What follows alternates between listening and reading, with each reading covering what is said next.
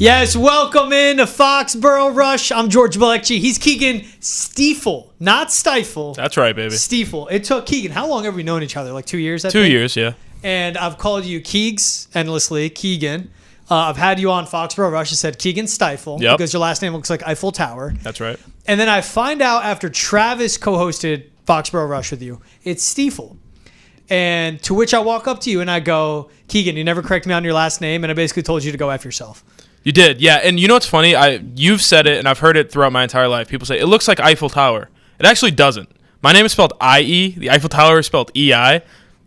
That's how you should know right there. It's not the Eiffel Tower. But people go about it anyways. It's a little, everybody's got a little bit of the dyslexia to them, I guess, so they can't read the I's and the E's. But I didn't correct you because you're the star. I'm just here to support. That's what I'm here for. I'm ready to do it today, talk some Patriots football. Just like I mispronounced your last name, you misused the term star right there. That's right. You're the bad guy because you never corrected me, and I thought we were boys, but apparently I have to reevaluate our whole friendship.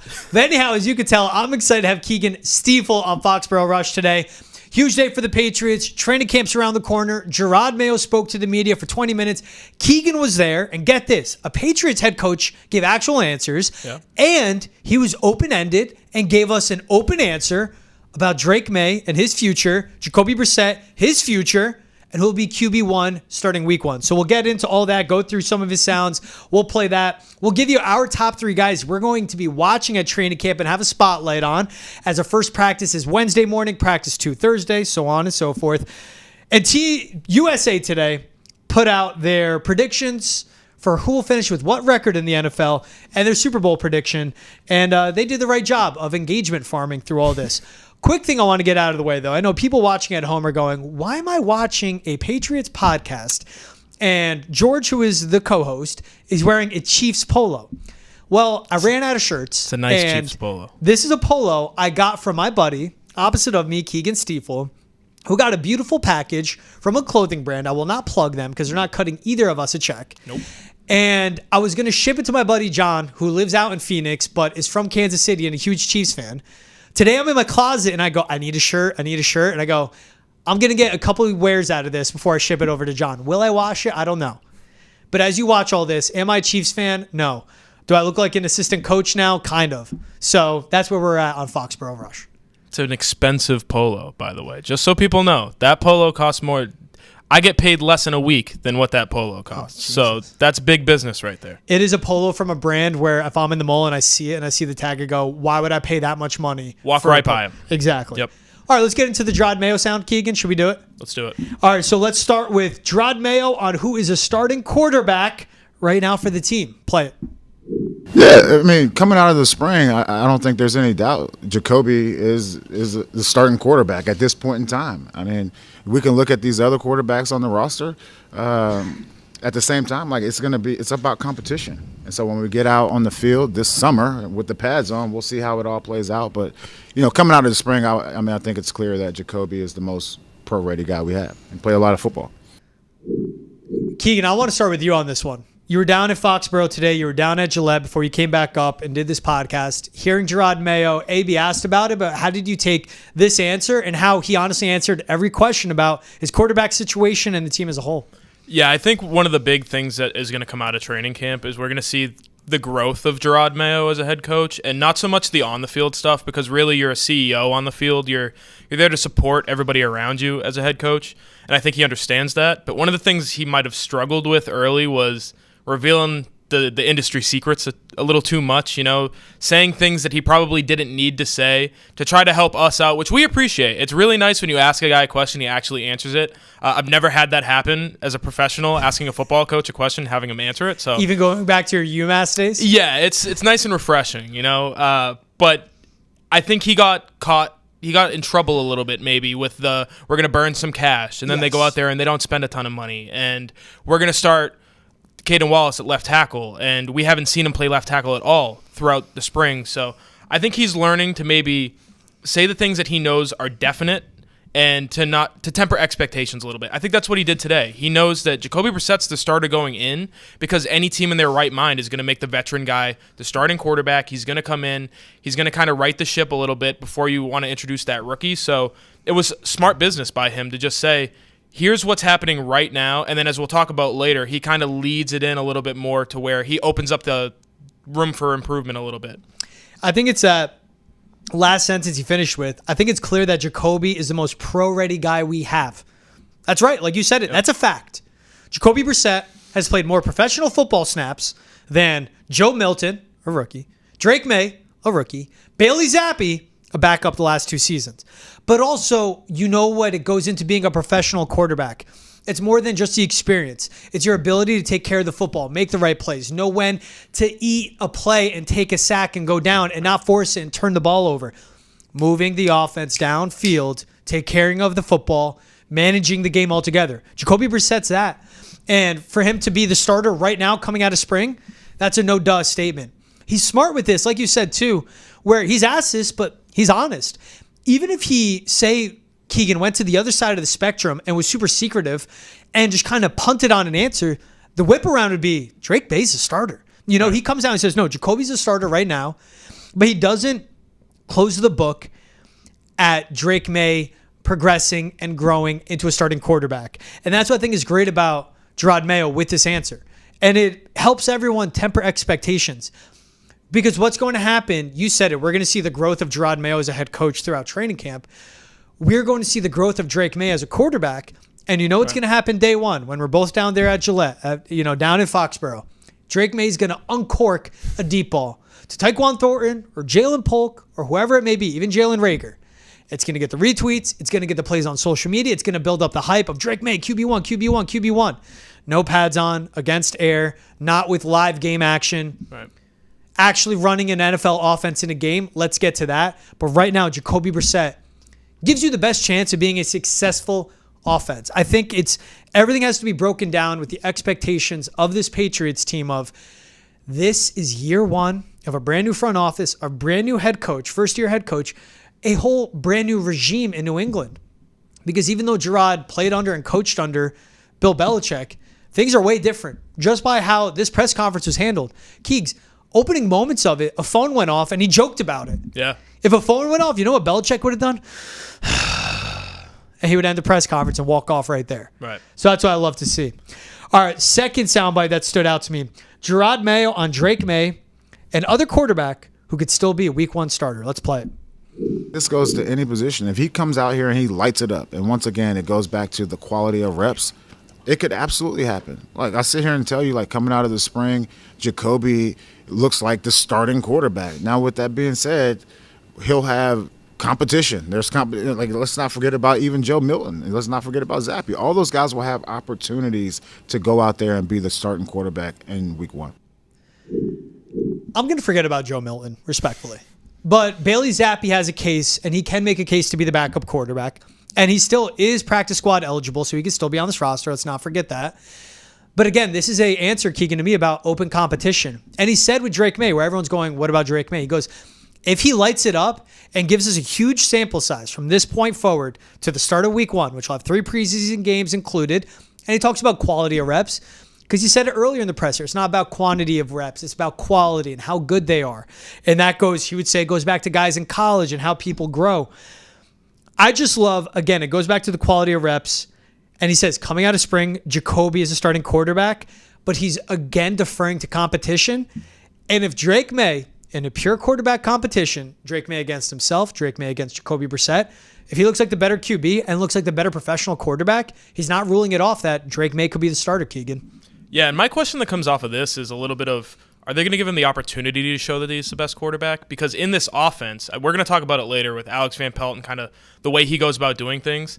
Quarterback isn't really the star of the show, at least not on early downs, at least not in training camp practice. You know, when you're working on red area stuff and you're working on short 3rd and 3s, 3rd and 4s, 4th down plays, the star of the show is going to be Ramondre Stevenson. It's going to be that offensive line, no matter how shaky they look. The tight ends, the amount that they're going to put out on the field. So I think with a lot of the work that we're going to see early in camp, at least, it's not going to be really quarterback focused. It's just going to be about who can run the offense, and there's not a shadow of a doubt that the person who can run the offense best is Jacoby Brissett. He's done it before, not just in New England, but he's ran this offense in Cleveland with Alex Van Pelt. So I think eventually he'll get an opportunity to show what he can do. And talent-wise, I don't think anybody's arguing the fact that he's more talented than Jacoby Brissett.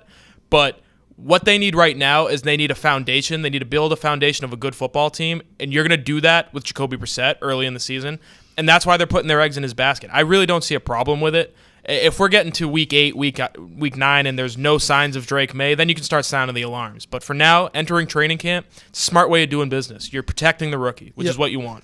You're not getting too far ahead of yourself where people are going to start yelling and clamoring for Drake Maye, and you're letting everyone understand the expectations and the timeline of them. Right. And the great point you bring up about Jacoby Brissett, who has past experience in the system, where he loves Alex Van Pelt. He commented on him saying he's the same guy every day, which we hear all the time. Right. But he says that it's not just him, it's his assistants, that he wants this offense to execute just as bad, if not worse, than the players. And the advantage of having Jacoby Brissett in all this, it is a 3-year plan with Drake Maye. It is honestly a 10-year plan with Drake Maye. But in the reality is, within 3 years, this is the timeline on the team that can they be back to being an actual serious playoff team within the next 3 years. And Jacoby Brissett helping to teach Jalen Polk and Javon Baker this offense. Ramondre Stevenson, Caden Wallace, a rookie, and helping to teach Drake Maye the offense is what's crucial. So even if Jacoby Brissett isn't the starter in week 9, you still better be rooting for him because he's going to be another coach there. And he said it too. He's like, Alex Van Pelt can be over there talking to the offensive line. I'll be off to the side talking to the tight ends and receivers. And same thing with Drake Maye. So that's what's crucial. And he said it too. Looks like Jacoby's the starting quarterback right now. And this is also, when you hear this, the shift in culture that Jerod Mayo is going to have. And we've heard it from Bill Belichick. He goes, everyone has to earn their jobs. Everyone has to earn their position, their spot on the roster, every game, every practice, every day, right? Like that's what we would hear. But with Jerod Mayo in any position, he said it. It's all about the competition. That's what he wants to build. Are you reliable? Are you smart? Are you dependable? Do you execute well? Do you run the system? He's saying this about Jacoby Brissett right here. What he's saying is, Alex Van Pelt's coming in. Remember, first-year play caller on offense. This is the quarterback that's most reliable in his system.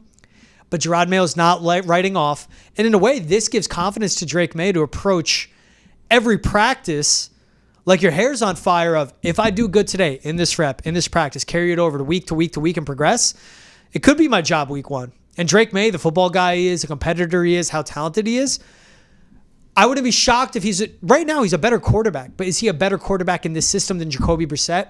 We have to see. And you know where I stand on all of it, Keegan? Can the offensive line protect him? That's my one thing with it all. And last one, I like this one too, that Jerod Mayo was asked on what a successful season would look like to him. Let's play it.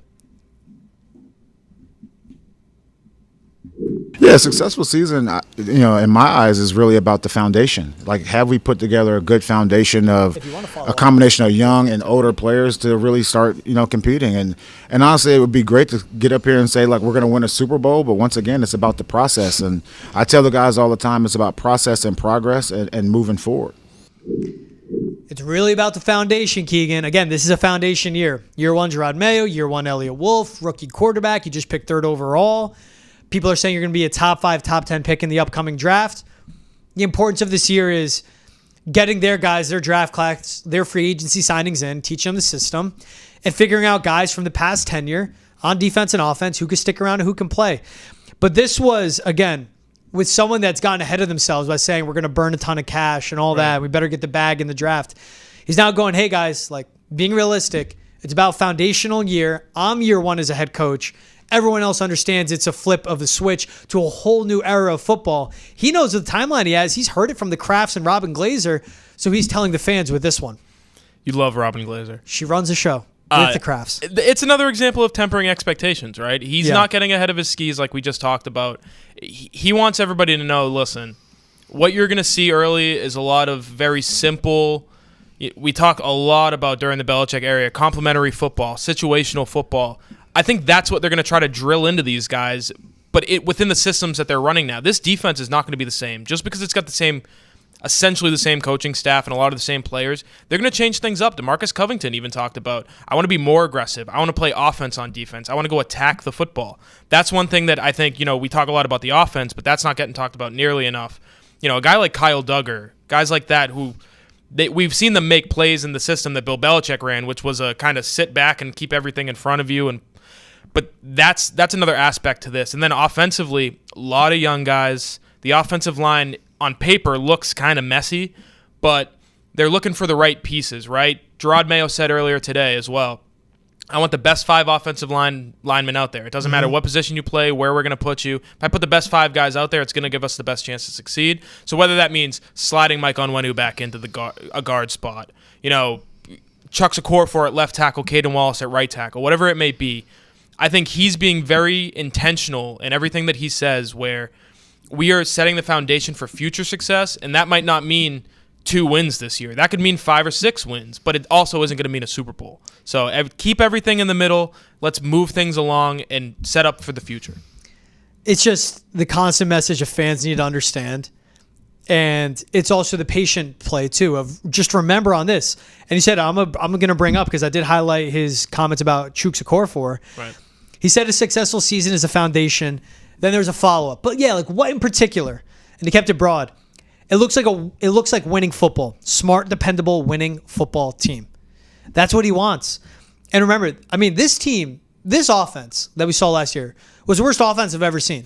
And I saw Matt Patricia, Joe Judge. I covered every game in that season. My first job out of college, I covered Missouri Southern State University football. They went 0-11 that year. I thought that was the worst offense I've ever seen in my life. No, this past Patriots offense was. I actually felt bad for the guys out there getting their asses kicked, and they're getting paid millions. So it is, like you said, the small steps forward to improve on the wins, even if it's by 2 or 3 this season, to just be competitive.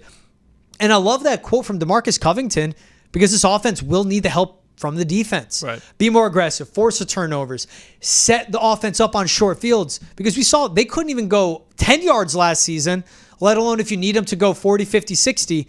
But that's with the defense playing into the offense. You brought it up to him talking about putting the best 5 guys out there. And that's what offensive line play is at the end of the day. It's going to be interesting to see in the early stages of training camp literally how the offensive line lines up. Because last we saw was Chuck Okorafor at left tackle, Sidy Sow at left guard, correct me if I'm wrong, David Andrews at center, right. Mike Onwenu at right guard, and Caden Wallace, the rookie out of Penn State, at right tackle. When asked about that, and if Okorafor is a leader in the clubhouse at left tackle, you go right now based on time. He's been in the league a lot. He's going to start there. This is Chuck Okorafor's 7th season. Mike Onwenu, this will be his 5th season. Nick Leverett, been in the league for 4 years. Vidarian Lowe, 3rd. Cole Strange, 3rd. Antonio Mafi, Jake Andrews, Sidy Sow, 2nd year. David Andrews, 9th, 10th season. Chuck Okorafor, 59 career starts in the NFL. Out of 59 career starts, he's only taken 2 reps at left tackle. Yeah.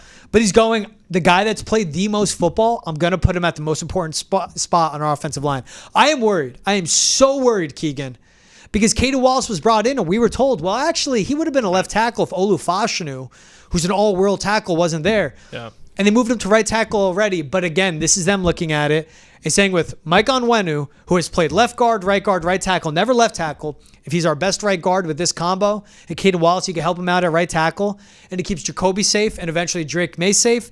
That's what I'm hearing here. He's going with the most experience, the most football NFL experience at left tackle.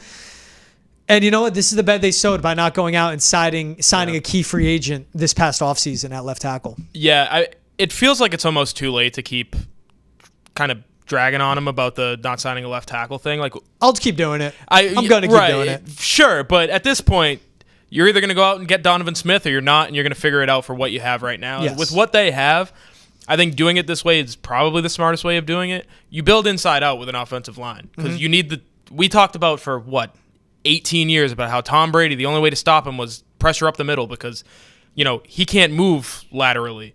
That's the case with most quarterbacks. So you want to build the interior. You want to get that as rock solid as you can and then worry about the outside after. And with Mike Onwenu at guard, Sidy Sow, who I feel like people aren't talking about enough how good of a rookie season he had because it was an abject disaster on offense like you talked about. But he had a great rookie season. He was one of PFF's all-rookie team members. Take that for what you will. David Andrews is a guy who's done it year after year for a decade, so I'm not too worried about whether or not he can do his job. So you got those 3 guys in the middle. I'd rather have Caden Wallace at right tackle than right guard to where Mike Onwenu can help him inside out, push everything outside, help your quarterbacks, keep everything in the middle. It's team building, right? When you don't do something in the first place and you have to make up for it, why would you double down and continue to make mistakes because you initially thought, oh, Caden Wallace can play left tackle. You find out he can't, and then you're going to shove a square block into a round hole again? That doesn't make any sense. I'm not saying that they're admitting to the fact that they made a mistake, but if they are, at least they're doing it early on and they're trying to rectify it. You know, I can't give them too much crap for that. I really can't. I'm giving them crap for not going out and signing a Jonah Williams when they had all this cap space. Right. And end of the day, Jonah Williams, who was a free agent with the Bengals and signed elsewhere, was a left tackle. Right. And they were staring guys that were left tackles in the draft, and they drafted a right tackle. So that's where my gripes come from. But you're right. You got to move forward, and you have to start solution-based thinking. Right. And that's with anything in life. You messed up. You fumbled at the beginning of the situation, but how do you still get to the end goal? And they probably evaluated, all right, who's our best right tackle? Who are our two best right tackles? Chooks and Caden Wallace. Who are our two best left tackles? Chooks, that's it. All right, left tackle is Chooks, right tackle is Wallace, and they're lucky that they have. You talked about a building from the inside out. They're so lucky they have a guy in David Andrews entering year 10 at center that decided to come back. Right. And then they put Mike Onwenu, who's going to be fifth year in the league at right guard. And City Soda build off a great rookie season at left guard. And the depth they have up the middle, like an Antonio Mafi, who could step in and play at either guard spot and or figure tackle, out the tackles. really. Yeah. He could play tackle too. That's another thing. We talk about depth on the offensive line and versatility. I think depth-wise, they're pretty good up the middle. Nick Leverett I think he's a guy that people are going to fall in love with during training camp. I wrote an article today. It was one thought about every guy in the roster. And Nick Leverett he's probably going to get into a fight at some point during training camp because he's one of those guys who he plays through the whistle. And I don't know, Davon Godchaux, if he gets run over because he gives up on a play and the whistle hasn't been blown, he's going to get up and throw a punch at Nick Leverett. I'm not saying it's going to happen. I'm just saying it might happen. So he's a guy who I think people are going to fall in love with. He's really good up the middle. He's a good depth option. Cole Strange is going to come back eventually, and we'll see, yeah. He's not what you expect out of a first-round pick, but it's not like he's been a disaster. It's just he hasn't been able to stay on the field. Has not been healthy. It was never right last season. Right, and you've got options at center. You know what I mean? I'm blanking on the rookie out of LSU, Charles Turner. Yep. Center, guard, tackle versatility. He can play any spot on the offensive line, and you hear that a lot about guys like Mike Onwenu. Mike Onwenu's not snapping the ball anytime soon, but Charles Turner can do that. Can he do it at a high level? I don't know. We'll see during training camp, but depth-wise, I think they'll be okay. It's a matter of the high-end talent and can those guys stay on the field? Because after Chuck Okorafor, after Caden Wallace, Mike Onwenu at tackle, it gets ugly. Vidarian Lowe, I'm not trusting to go out there. Zuri Henry, I'm not trusting to go out there. So can those guys stay healthy? Can you figure it out on the inside? There's a big difference in whether it's going to be a decent unit, an acceptable unit, a good unit, or a disaster. I think it can be any of those four things. You just want reliable consistency. You want dependable. That's like the bare minimum you want at your tackle spots.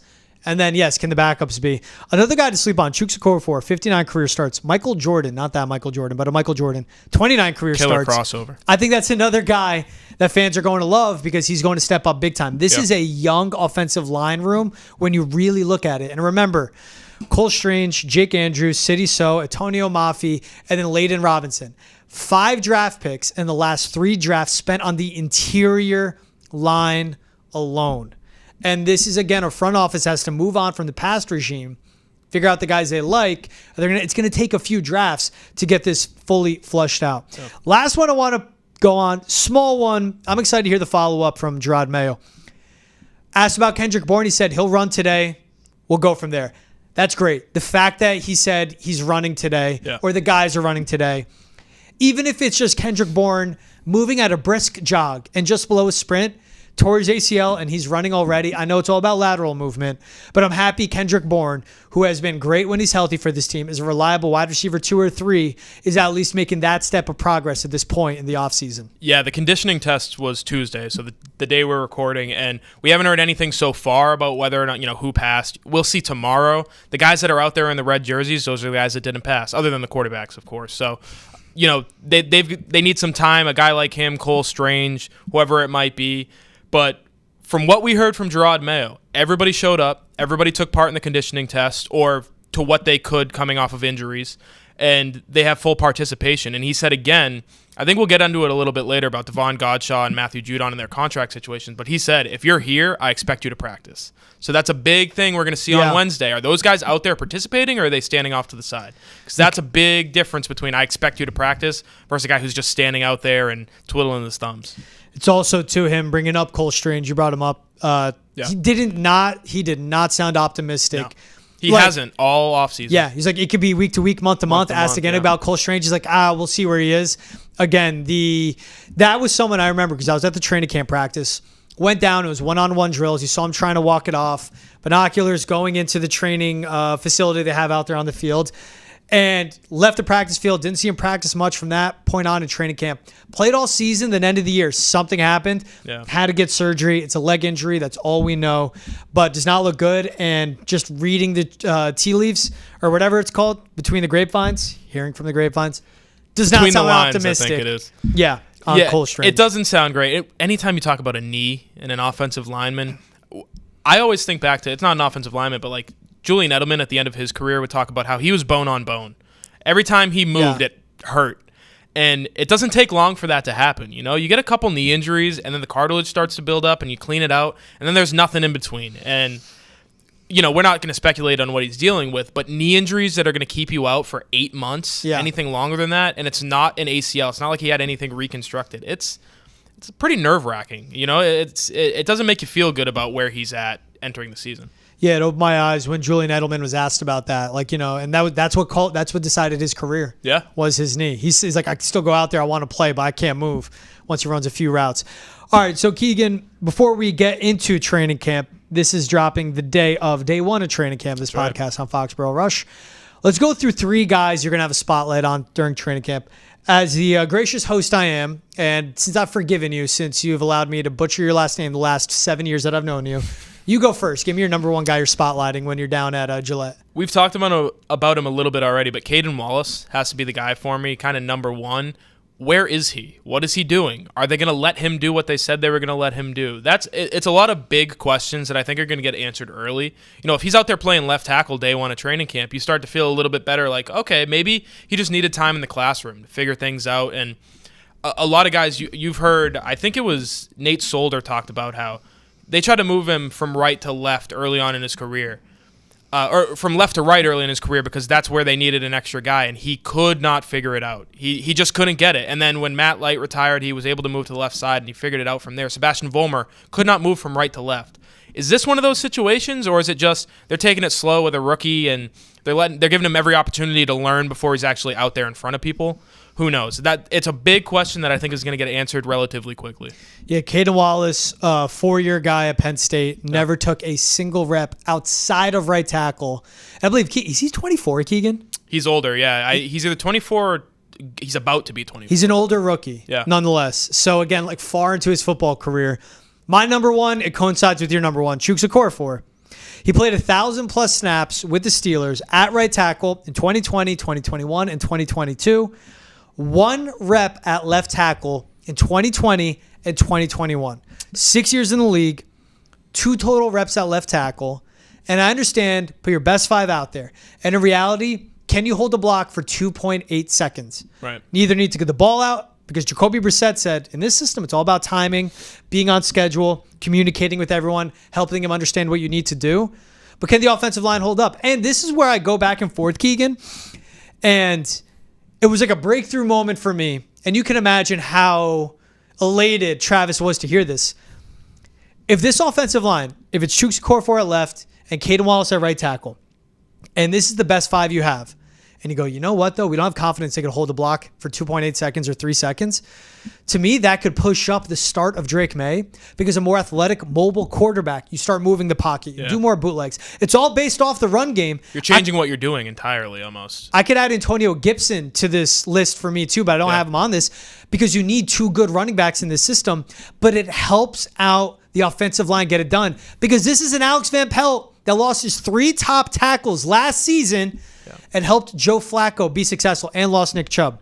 But I'm all in on Chuks Okorafor because he is a veteran. If you're going off pure football experience, and can you get him to move from right tackle, left tackle? I am not optimistic at all, but get to it. At least they're fighting and finding their way to get the best guy at the left spot there. Trying to figure it out, really. I'm going to move on to number 2 real quick. Jaheim Bell is a guy who is not getting talked about nearly enough. Just off of the intrigue, alone. He's a running back turned tight end who's played fullback in the SEC in college. He's coming in. The Patriots are going to run more 3 tight end sets than probably anybody else in the NFL. Maybe Cleveland will continue to to run out a bunch of tight ends like they usually do, but you're going to need a third tight end. And it comes down to, do you want Jaheim Bell to be that guy? Do you want Mitchell Wilcox to be that guy? LaMichael Petway, who's another person I'll have my eye on, because I think he's probably leader in the clubhouse right now, even though half Patriots fans won't even know who that is. But Jaheim Bell, I talked to Patriots running back coach Taylor Embry earlier this offseason, just kind of asked him about who are you looking at the running back 3 spot, where you need a third running back to kind of just take reps when you're 2 guys, since you're going to put such a big workload on them.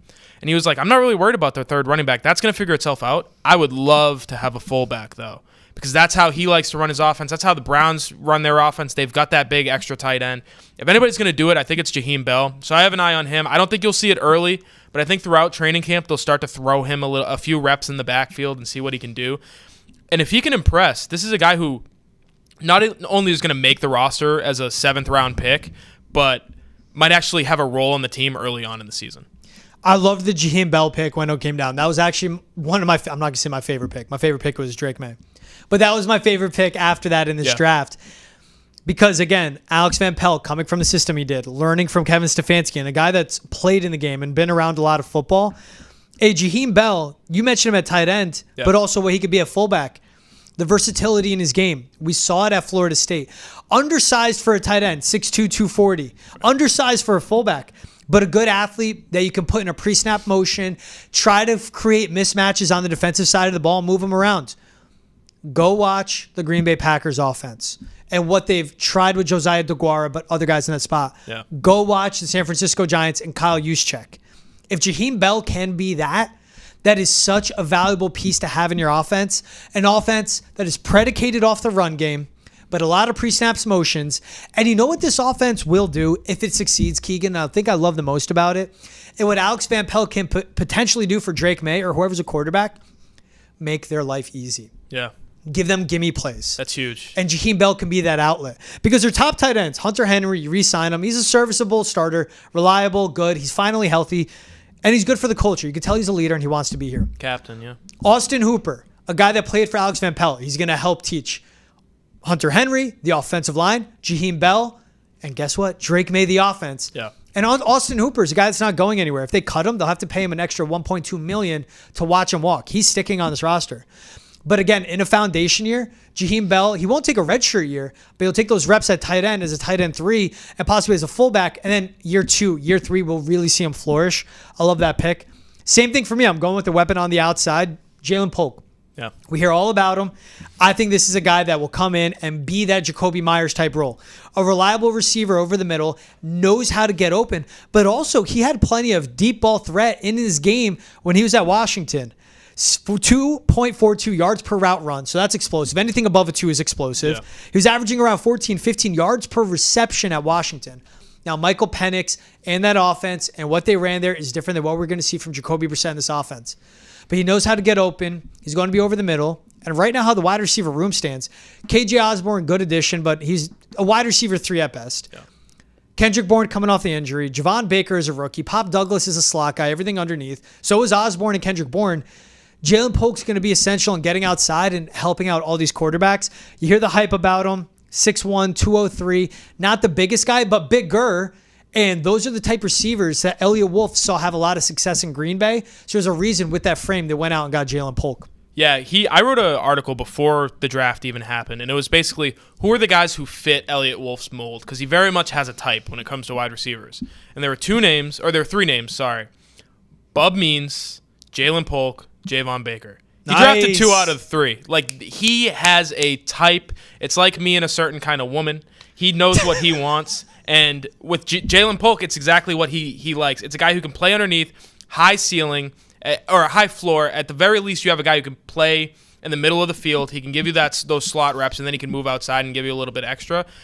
But like you said, he is not some underneath, dump it off to him, get 7 yards, and move on. You can move him outside, and he's not going to give you a 60-yard bomb. But those vertical crossing routes, the stuff that you can do where you're moving the slot and the outside guy, your rub routes in the red zone. Like, this is what he does. He's a physical receiver. I love Jalen Polk. I wrote a ton about him before, during, and after the draft season. I really like the pick by the Patriots. I like the pick by you. I think he's going to be huge for them in his rookie season, like much more than maybe any other rookie wideout outside of the first round. And his skill set with contested catches and boundary, his body control. Guys, these are all important things because you don't get open in the NFL. Like, the margin for error. Yeah. And when you're watching games on Sundays and you see a replay, go, man, he just fit it in. Remember, that's open in the NFL, which is insane and mind-boggling. And you're right. Like, Elliott Wolf has his type. I look back on my dating resume, and it's funny, and I can say it now because my current girlfriend, who's the love of my life, I will say that, is a brunette. And I look back on my dating resume, I'm like, I've only ever dated brunettes. And I never realized it until a few years ago. People have their types. Stick with your type. If it works for you, good job, Elliott Wolf. Keegan, what's your type? All right, moving on. My third pick, Matthew Judon. It's a guy that I think and that was also love of my life, my girlfriend, short brunette, wears glasses. She's a nurse. She's wonderful. There we Matthew go. Judon. We got it. Welcome to the rush, Keegan. Matthew Judon's a guy who I think it's another one where we're going to find out pretty quick what his deal is. You know, is he practicing? Is he going to play under this contract? I don't think he will. But I also think the Patriots, they've worked pretty quietly behind the scenes with these contract extensions. Like the Ramondre Stevenson one kind of came out of nowhere. Everybody got a notification on their phone from Shefty and Mike Reese saying, oh, they signed Ramondre Stevenson to an extension. I think that might be the case with Judon. We might show up Tuesday next week, and all of a sudden he has a new contract, and he's full go at practice. But once you get into the second week or the third week and there is no contract, then it becomes an issue. Then it becomes you have to move on from this guy, or you have to make the decision that you're going to give him money to just play out the last year of his contract, or maybe give him more money for just 1 year. You're not getting the years you want. Like, somebody's going to have to make a succession on this, and I don't know who it's going to be. I've gone back and forth whether you want to trade him, whether you want to extend him, give him a raise just to play out of the contract. I really have no idea, but we're going to find out during camp. There's no time other than now to figure this out, so that's the big one for me. That's the number one thing coming out of camp. What are you going to do with Judon? And, again, we're talking about all the things that we saw on Tuesday with the press conferences. Jawan Bentley said, I'm not getting into the contract stuff, but anybody who's ever watched our defense knows how important he is to us. So his teammates want him there. Jerod Mayo wants him there. Elliott Wolf wants him there. The fans want him there. Can they get it done? And that's important on a guy that affects Christian Barmore's game, Josh Uche's game, Keon White, who's coming along. I want to put a pin in my number 3 because I think the Judon one is important because same thing, Jerod Mayo asked about Davon Godchaux and Matt Judon. Yeah. Both 31, 32 years old, entering their final year of their current deal with the Patriots. Godchaux, final year of a 2-year, $15 million guaranteed deal. Judon, final year of a 4-year, $30 million guaranteed deal. And those are guys he said, we will do anything possible to keep those guys. Yeah.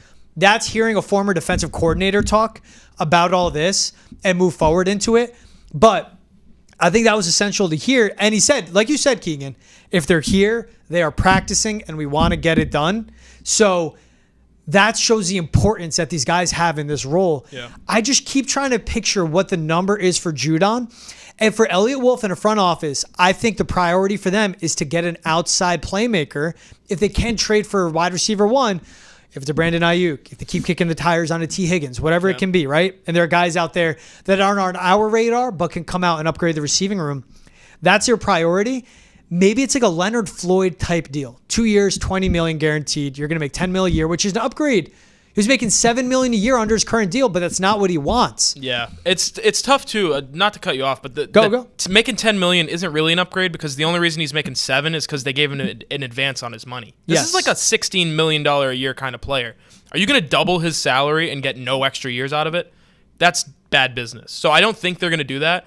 If they want to add another year, though, then you're talking, okay, that's 2 years, $30+ million for an aging pass rusher, and where your team is nowhere close to contending. So why are you paying that much for a pass rusher who, by the time your team arrives, he's going to be on the downturn? That's the question. I think that's something that people are overlooking, the fact that do the timelines match up? I don't know if they do. And if they do, if they can find a way of doing that, are you going to be paying too much for what the player is going to be at that point? That's my thing of with Judon where he's at. And we saw Danielle Hunter get a huge deal. Yeah. Huge game-changing pass rusher and can get after the quarterback, but up there, 30-plus years old. Because the guys that Judon wants to compare, the numbers you'd get him close to, it's the Max Crosbys, it's the Bosas, right? It's those younger dudes, and it's just when you have to look at the long-term play of this team and what's valuable. And at the same time, like you said, like, is it smart business to give a guy that won't be here when this team is back in the playoffs in 3 years? That's what they have to walk with Matt Judon. But for Davon Godchaux, for Judon, even Daniel, how do you say his last name? Aquale? Yep. All right, I was close enough. Last year of his current deal, and he's their best run defender out of their interior defensive linemen. Yeah. But these are the parts. Again, 31 years old. So that's a crossroads they're at, but you hear Jerod Mayo openly saying, we will do anything possible to keep those guys. Again, this could be the growth of Jerod Mayo, as you said it. Because when you say that, the agent comes in, and when he picks up the phone to call Elliot Wolf, he'll just play that sound. Anything possible to keep those guys and keep it on repeat for them to hear. So that's where it goes. I would like to see Judon stay for a couple years. I think it'd be great for him to finish out his career here because he's beloved in the area. But it's a business end of the day. And you know what Matt Judon can also be, Keegan? He could be that mid-year piece where they want him to show up and play right now. But he could be that mid-year trade deadline piece where you get draft picks back. And you could get a high draft pick if he's an immediate impact pass rusher, which he is. And he'd be a game changer for a team that's in the playoffs but in need of a pass rush, and you can get a lot of value in exchange. They'd rather get that than see him walk at the end of the season into free agency. Same thing with Davon Godchaux. It might not take that much, too. Like I'm looking at the numbers a little bit just in terms of what high-end pass rushers get. The Nick Bosas and the Josh Allens of the world are making $30 million. Like that's not who he is at this point in the year in his career. I'm looking at Harold Landry, Bryce Huff, Alex Highsmith, $17 million. If you lock him into a 2-year deal, let's say $30 million total money, he's making a few extra dollars this year than you thought, and then $15 million next year. I think any contending team in their right mind would be willing to throw you a second-round pick, like the Bears did with Montez Sweat. No, not a contending team, but they knew that they were going to be ready to go next year, so they went ahead and did it. I don't think that it would be crazy to sign him into a deal like that to where you're going to want to flip it at the deadline this year or maybe next year. And we talked about it right before. You mentioned Danielle Hunter. That's a 30-year-old pass rusher, 4-year contract or 2-year contract. Yeah, 2-year deal. $24 million a year. Yeah. $48 million guaranteed. That's a lot of money. Texans going all in right now. And it's funny because they let Jonathan Greenard walk. Right. But it's the same thing with this prove-it deal that they gave to Stephon Diggs. Little bit of an upgrade, right? You're making it just a little bit of an upgrade, but you're paying for it. You're paying a lot of money for it. Yeah, for sure. And that's a D'Amico Ryans led team. Yeah. Keep Bobby Slowick there. And it's honestly, while we have Bobby Slowick, like, to get the big upgrade. Right. And they go for the higher ceiling and Hunter over Greenard. Both are reliable, though. Hey, and I know I said at the top of the show, we're going to talk about USA Today. Guess what? We don't have time for it in the beauty of this podcast. But make sure to tune in later in the week for the next Foxboro Rush. Yep. And that's what you'll get, and that's called a tease. Last one, obvious answer. You can't go to training camp without looking at this guy. No. Number 10, Drake Maye. What are they doing with him? What is the focus? Who is talking to him? Who is he spending time around? Yep. Who is attached at the hip to him? Is it Alex Van Pelt?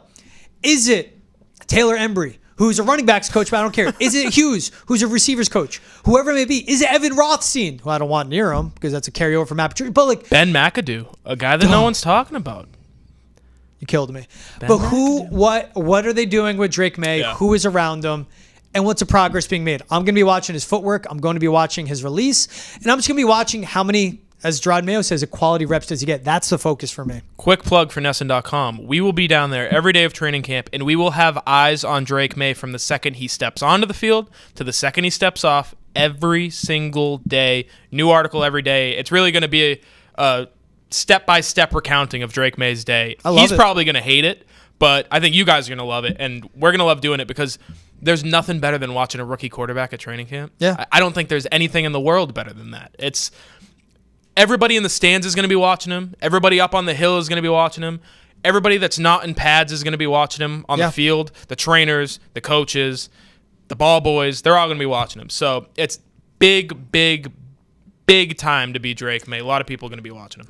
It'll be a palpable excitement at the practice field. Oh, absolutely. With not just a rookie quarterback, but a rookie quarterback of his caliber being there. I can't wait. Keegan, do not forget your binoculars. when you go to Gillette Stadium. That's a great reminder. I would have forgotten them if you didn't just tell me. So text me later to remember mine because I have to Okay. go into my closet and grab them. we'll hop in a call later. We'll do this all again. Exactly. One of the best investments you can make as a beat reporter, seriously, is get a good pair of binoculars. Hey, he's Keagan Stiefel. I'm George Balekji. This is Foxboro Rush. Keagan, one more tip for you. That comment you made about your girlfriend, clip it off right now. Save it for when you guys are in an argument, then send it to her, and you'll be back on your good side. It'll be in her Instagram DMs. I'm going to hit on her a little bit later. It'll be there in 2 hours. There we go. It's Foxboro Rush. Thank you so much for listening. Please like, subscribe, rate, and review. We'll see you guys next time. Later. See ya.